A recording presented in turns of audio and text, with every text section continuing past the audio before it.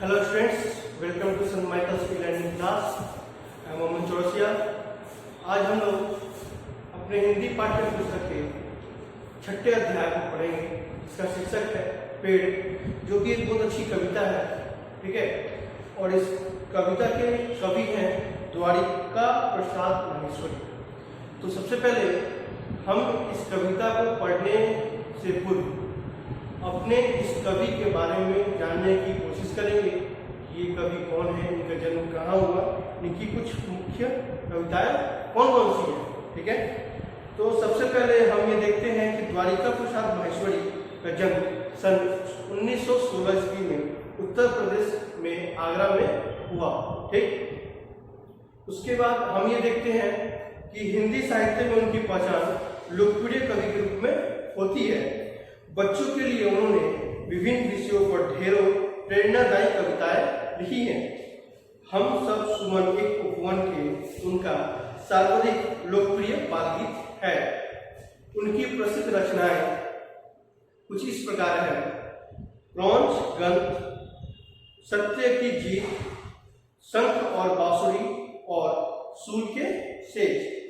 तो इस प्रकार हम लोगों ने अपने इस कविता धूप जो है उसके कवि के बारे में जाना। अब हम लोग पूरी तरह से अपनी कविता के ऊपर आते हैं कि कविता में कवि ने किन किन बातों को ध्यान में रखकर कविता लिखा है और क्या बोलना चाहते हैं इस कविता के माध्यम से। ठीक है, तो सबसे पहले हम इस कविता को शुरू करने से पहले हम लोग इस पाठ्य की भूमिका को समझते हैं कि इस पाठ्य की भूमिका क्या है। ठीक, तो जैसे कि हमारे पाठ्य पुस्तक में लिखा हुआ है, पेड़ पौधे स्वयं धूप, सर्दी, बरसात झेलते हुए हमारे जीवन को आरामदायक बनाते हैं। ठीक है, तो जैसे कि हम लोग सभी लोग देखते हैं कि पेड़ जो होता है वो बहुत ही परेशानियों को ग्रहण करता है। कैसे? जब धूप आती है तो हम लोग छांव के लिए कहाँ जाते हैं? पेड़ के नीचे जाते हैं। जब बरसात आती है तो कहाँ जाते हैं हम लोग? पेड़ के नीचे जाते हैं। ठीक है, पेड़ पौधे का जीवन शुरू से लेकर अंत तक त्याग की भावना सिखाता है। जैसे कि हम इस पिक्चर में देख रहे हैं, इस फोटो में देख रहे हैं कि पेड़ जो है त्याग की भावना दिखाकर, ठीक है, इस घर को क्या पहुंचा रहा है? छांव दे रहा है। ठीक, ठंडा पहुंचा रहा है। ठीक है, प्रस्तुत कविता में बताया गया है कि अगर पेड़ पौधे नहीं होंगे तो जिंदगी का आगे चलना दुर्भर हो जाएगा। ठीक इसी प्रकार कवि के अनुसार हम लोग इस अपने फोटो में देखते हैं कि अगर ये पेड़ ना हो तो इन सारे लोगों का जिंदगी कैसे दुर्लभ हो जाएगा। जैसे कि उदाहरण के लिए मान सकते हैं, अगर ये पेड़ नहीं होगा तो इस घर में रहने वाले लोगों को छांव नहीं मिलेगी। ठीक है, ठंडी हवा नहीं मिलेगी। अगर ये पेड़ नहीं होगा तो पौधे को ऑक्सीजन नहीं मिलेगा। अगर ये पेड़ नहीं होगा तो क्या होगा? हवा नहीं चलेगी। ठीक है, किसान को प्रॉब्लम समस्या का समाधान नहीं हो पाएगा। ये मनुष्य है जो उनको ऑक्सीजन नहीं मिलेगी। तो ऐसे बहुत सारे चीजें जो पेड़ के कारण ही मुमकिन है, बिना पेड़ के हम ये मुमकिन नहीं है। तो आइए अब हम लोग अपने इस कविता को आगे बढ़ाते हैं और जानते हैं कि कवि ने इस कविता के माध्यम से पेड़ के बारे में हमें किन किन बातों को बताया है और किन किन बातों से आगाह किया है। ठीक है, तो सबसे पहले पेड़ सहकर धूप खुद देते सभी को छांव। पेड़ सहकर धूप खुद देते सभी को छांव अपनी, मदद करने को बढ़ाते डालियों सी बहा अपनी। ठीक है, प्रस्तुत कविता में, ठीक है, कवि जो बोलते हैं कि पेड़ जो होता है क्या होता है? धूप को सह सभी को क्या देते हैं? छांव देते हैं। ठीक इसी प्रकार हम लोग इस फोटो में देख रहे हैं, ठीक है, कि पेड़ जो है धूप को सहकर सभी को क्या दे रहा है? ये कुत्ता है, ये गाय है, ये घर है, घर में रहने वाले लोगों को क्या दे रहा है? छांव दे रहा है। क्यों? वो किससे मदद करता है? वो अपनी क्या है ये? वो करता है अपने डालियों से बाह। ठीक है, ये डालियां उनकी पेड़ की क्या है? बाह है, जो फैलाकर हमें छांव प्रदान करती है। घिसते रहते निरंतर ये हवा गंदी हमारी घिसते रहते या निरंतर ये हवा गंदी हमारी है, हमें मिलती इन्हीं से प्राणवायु विशुद्ध सारी। देखिए प्रस्तुत पंक्ति में जो मैंने आपको पहले बताया, ठीक है, ठीक उसी प्रकार इसमें भी कवि कहते हैं कि घिसते रहते निरंतर ये हवा गंदी हमारी।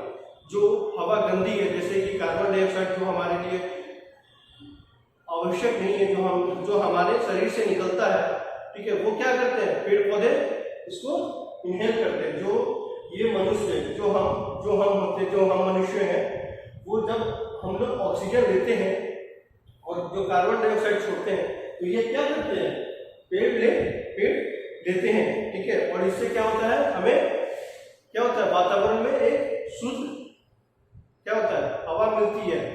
जब पेड़ क्या करते हैं, विशुद्ध हवा यानी गंदी हवा को जब अपनी ओर ले लेते हैं, तो हमें क्या होता है, ऑक्सीजन मिलता है, ठीक है।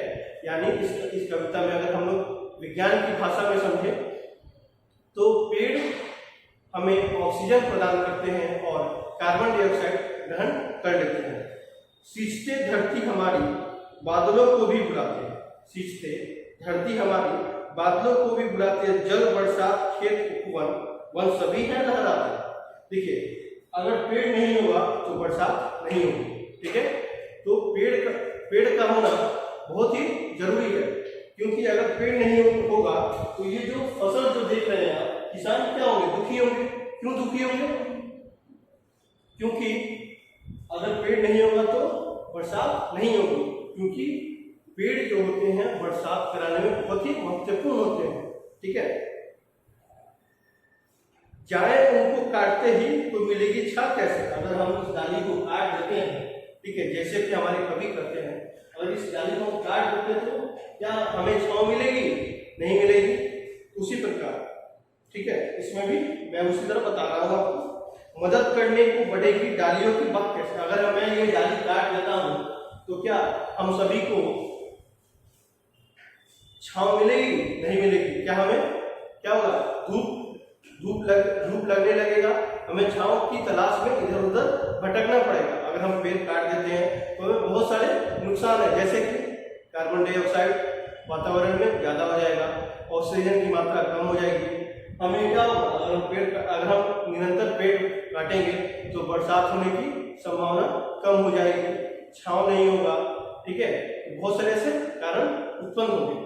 अभी हम जैसे कि एक चीज और मैं आपको यहाँ समझाना चाहता हूँ। जैसे कि हम सभी ने देखा कि कुछ दिन कोरोना वायरस आया, ठीक है, तो क्या हुआ, सब जगह लॉकडाउन हो गया। तो लॉकडाउन होने के कारण क्या हो गया, जो वातावरण था वो फिर से खिल उठा, ठीक। तो अब हम आगे जानेंगे। और लेंगे सांस फिर भी तो प्राणवायु कहाँ मिलेगी। और लेंगे, अगर हम पेड़ काट देते हैं तो हमें सांस लेने में कितनी कठिनाई होगी आप और हम ये समझ सकते हैं, क्योंकि पेड़ से ही हमें क्या मिलती है, ऑक्सीजन मिलती है। और वो ऑक्सीजन हमें तब मिलेगी जब हम भारी मात्रा में पेड़ लगाएंगे और उसे काटेंगे नहीं। प्राणवायु नहीं मिली तो जिंदगी कैसे चलेगी। अगर हम लोग निरंतर पेड़ को काटते रहेंगे तो क्या होगा, ऑक्सीजन की मात्रा वातावरण में कम हो जाएगी और कार्बन डाइऑक्साइड की मात्रा ज्यादा हो जाएगी, ठीक। तो अगर हम पेड़ काटेंगे तो हमें कैसे जिंदगी मिलेगी। प्राणवायु यानी प्राणवायु का मतलब यहाँ क्या है, प्राणवायु का मतलब वो है जो स्वच्छ हवा होती है, जो शुद्ध हवा होती है, उसके बारे में कवि कहते हैं। तो इस प्रकार हम सभी ने अभी अपने इस अध्याय 6 को पढ़ा, इस कविता को पढ़ा। आइए अब हम इससे जुड़े कुछ निहित जीवन मूल्य को जानते हैं कि इस कविता से हमें क्या शिक्षा मिली, ठीक है, और इस कविता से हमें क्या सीखना चाहिए। तो सबसे पहले हम इस कविता से सीखते हैं कि परोपकार की भावना हम सभी के अंदर क्या होनी चाहिए, परोपकार की भावना होनी चाहिए, ताकि हम दूसरों की मदद कर सके। दूसरा, त्याग होना चाहिए। सभी के अंदर क्या होना चाहिए, पेड़ की भांति त्याग होना चाहिए, ताकि वो खुद त्याग कर किसी और को क्या करे, उस चीज में मदद करे जो उसे चाहिए। तीसरा, प्राकृतिक स्रोतों का महत्व। हमें क्या करना चाहिए, प्राकृतिक स्रोतों का महत्व करना चाहिए। क्यों?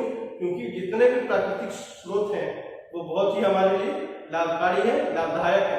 ठीक है, अगर वो प्राकृतिक स्रोत नहीं हो तो हमें क्या होगा, बहुत सारी कठिनाइयों का सामना करना पड़ेगा। ठीक, आगे फिर हम लोग पढ़ेंगे, इनके सवाल जवाब को पढ़ेंगे, इसके निम्नलिखित प्रश्नों को पढ़ेंगे। तब तक के लिए धन्यवाद।